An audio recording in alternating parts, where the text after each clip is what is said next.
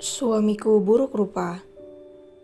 Sinopsis: dijebak tidur satu malam dengan pria asing berwajah buruk rupa yang tidak memiliki apapun, membuat dirinya diusir dari rumah keluarga besar Aniston karena dianggap merusak nama baik keluarga Aniston.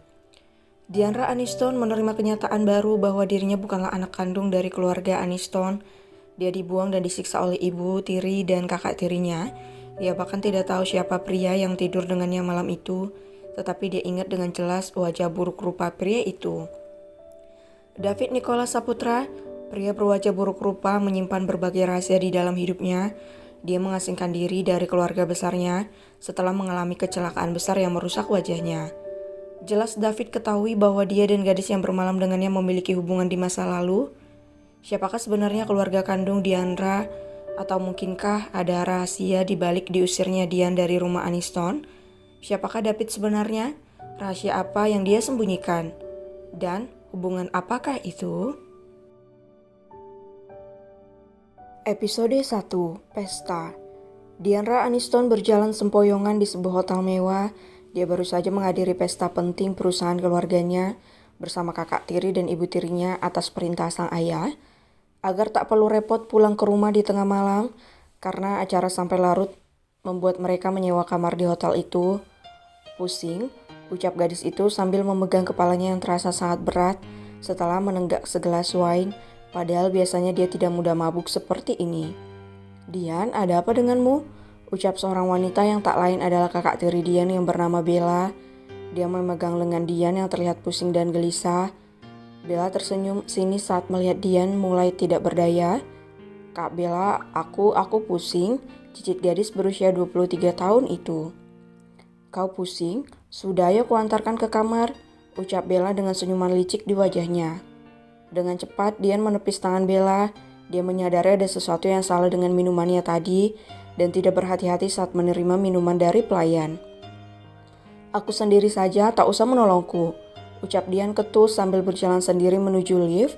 Dian sadar kalau dia terkena jebakan dua wanita ular, di mana salah satunya sedang tersenyum puas dari sudut ruangan menatapnya pusing seperti saat ini.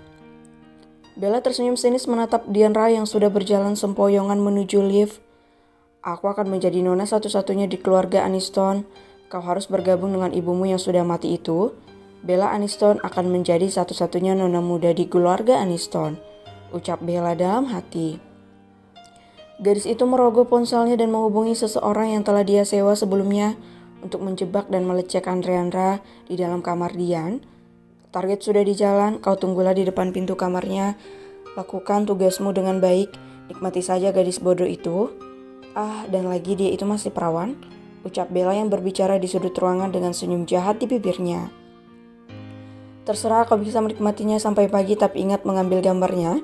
Jika kau tidak bisa melakukannya, jebak dia dengan orang lain. Kurasa banyak pria hidung belang di tempat ini, ucap Bella.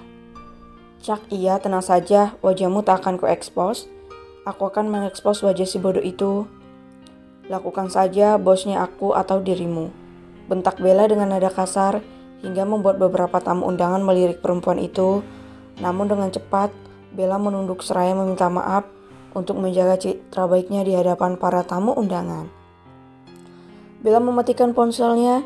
Dia terlalu emosi menghadapi orang suruhannya yang banyak maunya itu. Sekarang saatnya menunjukkan pada publik siapa nona Aniston sebenarnya, ucap Bella sambil merapikan rambutnya dan berjalan dengan anggun ke tengah-tengah pesta. Matanya jelas-jelasan mencari pria-pria muda dan kaya raya untuk dijadikan sebagai sasaran. Dan matanya menangkap pemandangan langka di mana 3 pria tampan sedang duduk menikmati wine mereka, serta senyuman licik terukir indah di wajah gadis itu. Dia melenggang lenggok ke arah ketiga pria itu hingga seorang pria buruk rupa menabrak bahunya. Mereka berdua terjatuh. Sontak ketiga pria itu tampak terkejut namun mereka diam saja. "Maafkan saya Nona," ucap pria buruk rupa itu. "Ah, monster," pekik Bella saat melihat wajah pria yang tampaknya sedang pusing itu. Seluruh mata tertuju pada mereka. Bella cepat-cepat berdiri dan menatap kesal ke arah pria berwajah seram itu. "Plak, beraninya kau menyentuhku, dasar sampah masyarakat," pekik Bella dengan wajah merah padam, menahan amarah yang sudah membuncah. Ketiga pria tadi mengepalkan tangan mereka saat melihat hal itu di depan mata mereka. David, batin para pria yang tak bisa berbuat apa-apa saat pria buruk rupa bernama David itu mengetukkan jarinya ke lantai sebagai pertanda agar mereka tenang dan tidak membongkar rahasianya. "Maafkan saya Nona, saya cukup pusing hingga tidak memperhatikan jalan saya," ucap David sambil menahan sesuatu yang akan meledak di dalam dirinya. David memakai pakaian pelayan hingga dia tampak seperti salah satu pelayan di acara pesta itu, dan sebuah masker yang terpasang di wajahnya, meski masih menunjukkan bekas luka bakar di wajah sebelahnya kirinya. Bella melirik para tamu undangan dan ketiga pria tampan tadi. Dia berusaha dengan baik menjaga kemistrinya di depan orang-orang penting itu. "Baiklah, karena aku berasal dari keluarga Aniston yang penuh hormat, aku akan memaafkanmu.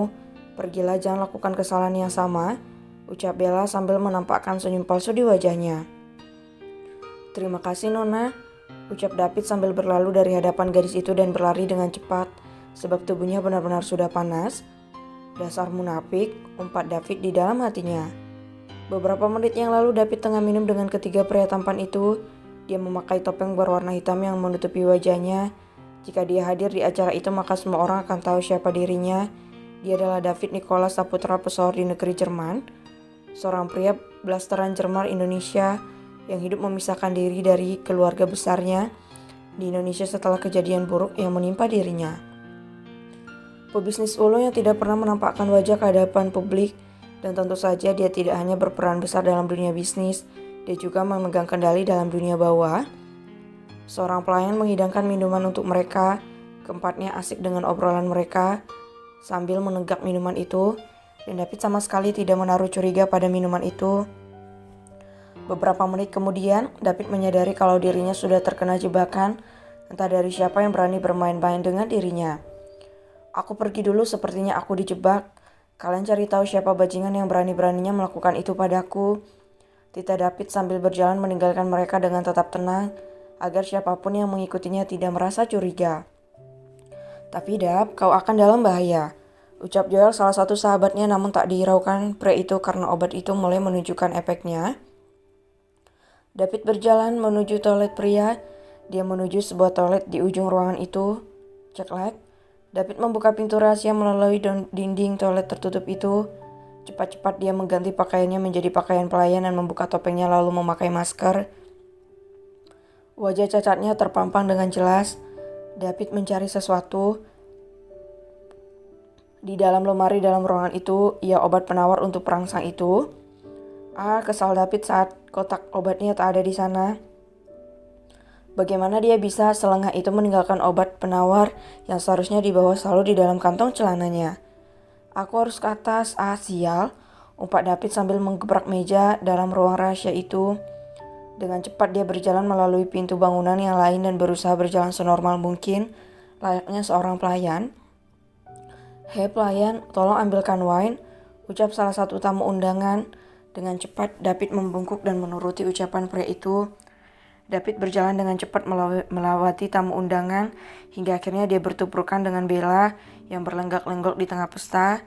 Sialan, umpat David dalam hatinya, namun dia harus menjaga agar penyamarannya tak terbongkar.